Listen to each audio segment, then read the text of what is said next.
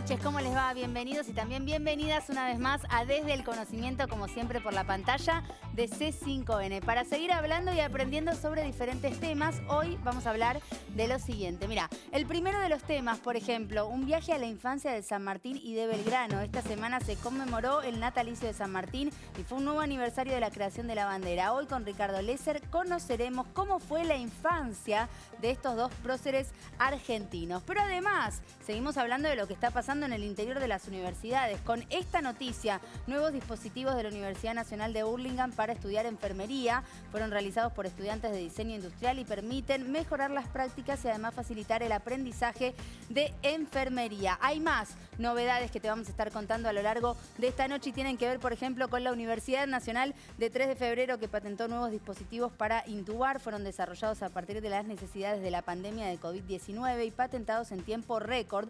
Se pueden realizar con impresoras 3D, lo que da lugar a una rápida producción en caso de necesidad. Como siempre hablamos también de novedades respecto de diferentes carreras que se ofrecen a esta altura en distintas universidades. Mira, la carrera, por ejemplo, de Animación y Arte Digital de la Universidad Nacional de La Matanza. Hoy vamos a conocer esta carrera que da lugar a la creación de personajes animados y ambientes digitales con el programa de estudio más actualizado en el rubro. Y también, como siempre, está nuestra compañera Sole Gori. Ya está detrás de cámara. En cualquier momento nos va a estar hablando de lo siguiente, de las enfermedades poco frecuentes. Hay más de 8.000 y son de difícil diagnóstico. Y Sole Gori nos hablará sobre los estudios en este campo en particular. Como siempre te cuento, bueno, podés escanear el código QR y sumarte a cada uno de los materiales, ¿no?, que venimos mostrando aquí en Desde el Conocimiento, lo que tiene que ver no solamente con la información, sino también con las diferentes entrevistas, y también podés suscribirte para que te llegue por correo electrónico toda esta información ya directamente a tu casa y vos puedas acceder cuando vos quieras a todo este material.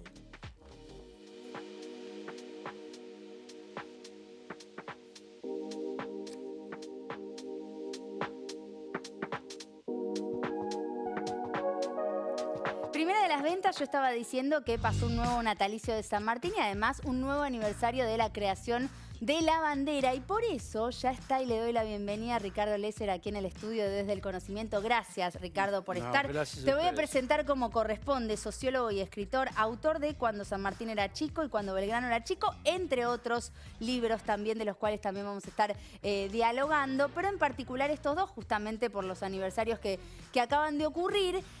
Y porque nos parece muy interesante esto de ir a cuando era chico, por ejemplo, alguien que, claro, generalmente en los libros se lo conoce como el prócer argentino, San Martín, Belgrano en este caso, hasta de Sarmiento también hiciste. Pero vos vas un poco más allá y vas a la intimidad con estos libros, a la infancia y a la intimidad. A ver, hace rato que me estoy dedicando a la infancia de los próceres. Palabra próceres que no me gusta ni un poquito. No, ¿por qué no?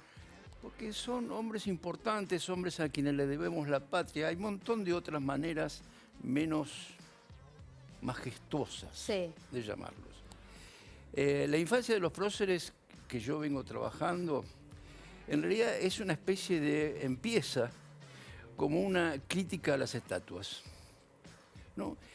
Vos habrás ido a la escuela y te hablan de Belgrano o de San Martín y te muestran esas estampitas tipo Villiquen. Sí, serio, ¿no? Ahí cerca de mi casa hay un monumento a Belgrano y está así. Sí. ¿Serio? ¿No?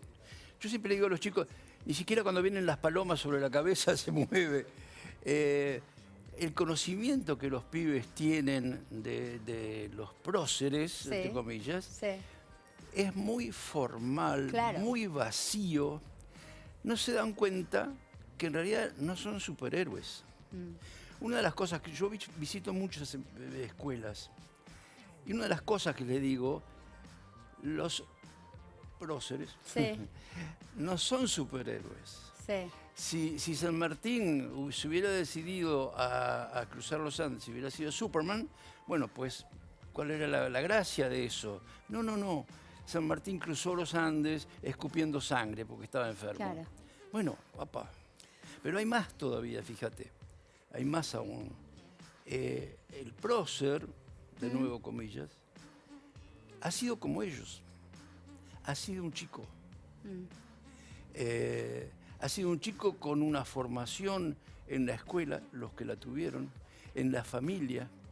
Hay toda una impronta familiar en la socialización de ese chico, que después va a tener que ver con lo que finalmente va a ser. Claro. ¿Cuál es la reacción porque me gusta esto que introducís de cómo vas y les mostrás este material en las escuelas sobre todo, y esto de entenderlos como chicos igual que ellos? ¿Cuál es la reacción de los chicos y de las chicas en las escuelas cuando vos lo encarás por este lado? Es decir, estas personalidades fueron chicos igual que ustedes. Te cuento un truco. Yo hace mucho que estoy yendo a escuelas y cuando veo que algún grado está demasiado serio y formal, empiezo... ¿Saben que Belgrano se hacía caca cuando era chico? ¿No? Y de golpe, eso hace que Belgrano sea otra cosa para ellos. Alguien semejante a ellos, alguien poco formal, alguien poco idealizado y una persona como ellos. Claro. En definitiva. Entonces, todo mi trabajo tiene que ver con eso. El punto es que la historia oficial, la historia en general, no le prestan demasiada atención a la infancia de esta gente. ¿Cómo empezó en vos esta idea de sí prestarle atención a la infancia? Mirá, hace unos cuantos años yo escribí un libro donde sostenía que la patria no había nacido en 1810, sino en 1776 con la formación del Virreinato del Río de la Plata. Y ahí empecé a preguntarme qué pasaba con los tipos que eran revolucionarios, que fueron revolucionarios después, pero que antes habían sido chicos educados en las escuelas, los que pudieran, donde les enseñaban que la única autoridad legítima era el rey, donde les enseñaban, era un régimen de cristiandad terriblemente duro. ¿Cómo hacen después, en su mocedad o en su adultez, para esas verdades que recibió como sentido común, incuestionadas, las cuestionara efectivamente y llegara a hacer lo que hicieron? Sí. A ver, pongamos Belgrano. Belgrano era un niñito bien. Sí. Belgrano era hijo de un señor que era la segunda fortuna del Buenos Aires en ese momento. Es decir, tenía todo a su favor. Sí. De hecho, lo mandan a estudiar a España y era un niñito bien. Ese niño que pasó por la Universidad Española y por ahí aprendió que hubo una Revolución Francesa, y eso le movió un poco la cabeza, cuando vuelve, ha sido un fenómeno espectacular, que es la patria. A ver, la patria no es sino la tierra que uno pisa, eso es la patria, ¿verdad? Y la patria es la gente que en ese momento, la gente que ha nacido en ese suelo. Y resulta que sus padres eran todos, bueno, en el caso de Belgrano era genovés, eran todos de origen español. Y bajo la hegemonía de la cultura hispana, ¿no? Y nada más ni nada menos, Belgrano funda la patria. Esa es mi teoría. Porque, ¿sabes lo que quiere decir bandera? Bandera quiere decir, viene de banda, The Band of Brothers, dice Shakespeare. Es decir, la banda de hermanos, que eso es lo que funda la patria en definitiva. Y yendo también un poco para San Martín, ¿no? Que son los dos personajes que hoy nos convocan, teniéndote aquí en Desde el Conocimiento. ¿Qué de ese libro, que seguramente voy a querer acceder, vamos a querer acceder todos, tal vez los que están viendo del otro lado también, pero qué particularidad nos podés encontrar de ese San Martín chiquito? Mira, para empezar podemos desenredar las mentiras que hay alrededor de él. Por ejemplo, Bartolomé Mitre escribe un libro extraordinario. La verdad que su Belgrano y su San Martín son espléndidos. sumamente fundados, en base a documentos. Y sobre San Martín dice que él, allá en Málaga, cuando su padre tuvo que irse a Málaga porque ya no tenía destino militar, estudió en el seminario de nobles. No. A Mitre pudo haberle convenido decir eso porque ensaltaba la figura de San Martín. San Martín estudió en la Escuela de Temporalidades. La Escuela de Temporalidades era la escuela de los jesuitas que habían sido expulsados de España y se había formado una especie de escuela pública. Ahí estudió San Martín. Claro. Entonces, empecemos por decir las cosas como son. Como son. ¿No?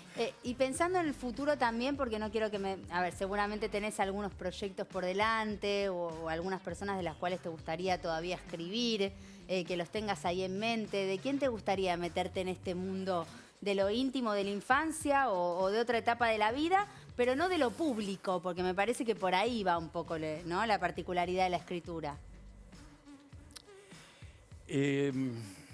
Acabo de terminar una novela.